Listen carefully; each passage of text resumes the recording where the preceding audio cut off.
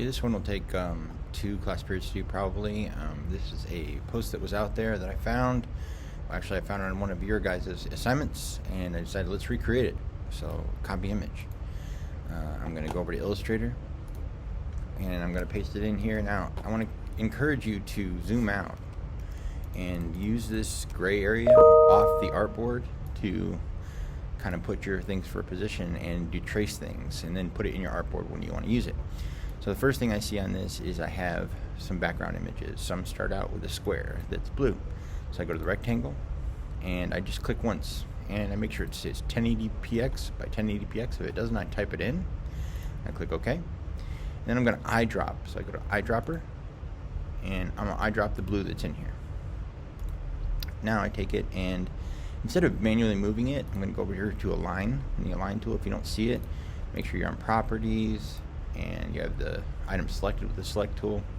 And now I can say horizontal align center, vertical align center. Okay. So now I have it in the middle. Now I want to create some text. So I'm going to take the text tool and type in, and I just clicked once. I'm going to show you again. As I click once like that, and it creates the text box for me, and I can now blow it up to be bigger so that we can see it better. But in all caps, I'm going to type game time like that. It says game day over there. That's fine. I'm just going to put game time on mine. I'm going to make it bigger holding the shift key down. I just stretch it out. I want to be able to read it, so I got to make it a width that'll work. And then I want to make this a bolder font, something like that, so that we can see through it. I'm going to make it a little bit smaller because I just want it to be sort of a hint that we can read it like that. So now I'm going to move it down in, and I'm going to eyedrop the light blue like that. Okay, next thing I'm going to do is make a copy of this. So I'm going to go option and drag down to here at the bottom, and I'll put it at the bottom. And then if I want to select 2 things, I always go click on the first one and then shift click on the second one. And now I want to get these aligned left. So I go down to align and I click align left. So now it's pretty good. I want to kind of move it over so they're both in the middle. Now I'm going to create a blend between these, and I count that I can put in 1, 2, 3, maybe 4. So I think there's room for 4 more in here. So I'm going to go to Object, Blend, Blend Options. And I'm going to go to, it should say Smooth Color when I get there, but I'm going to change it to Specified Steps. And I'm going to put in the number 4, because that's how many I think could fit in between. I click OK. Now that it's set, I can go and make an Object, Blend, and Make. And it puts game time, game time, game time all in a row. And it also makes them a unit, so I can move them around. So now, I see that the background has it kind of rotated a little bit, so I go up to the corner. I don't go to the corner, I actually go past the corner a little bit. It turns into this double arrow. I just rotate it just a little bit, and I'm going to expand it just a little bit, holding the shift key down so that it covers the whole background like that. Next thing I want to do is have this fade back. So I'm going to click on this, go to opacity, and bring it down so it doesn't compete with the graphics in front. Something like that.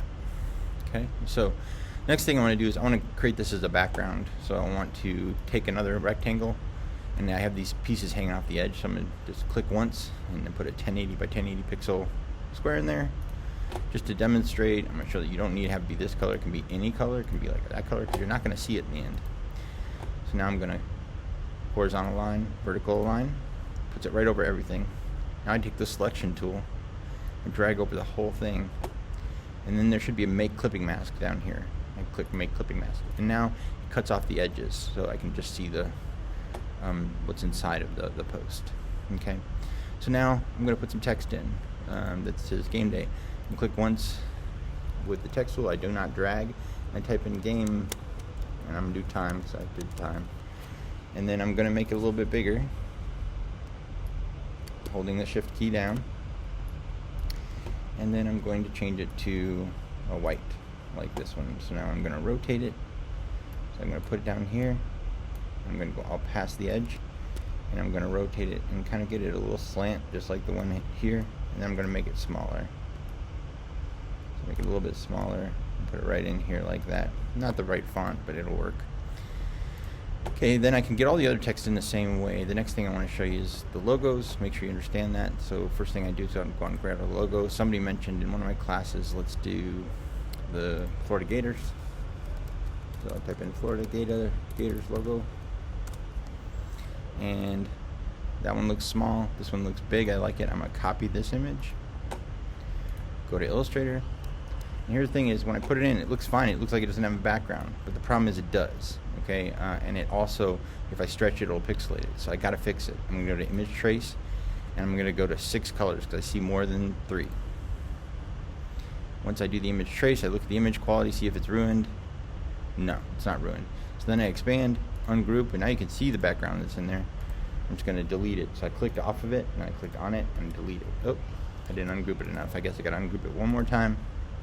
And now I click off of it, click on the white, and delete. Now I got to group it back together, or I'll by accident move just the green, okay? It's all broken up now. So I want to select it all. Command G to group, or group button over here. And I'm going to make it smaller and put it up kind of where it is on the layout, even smaller than that.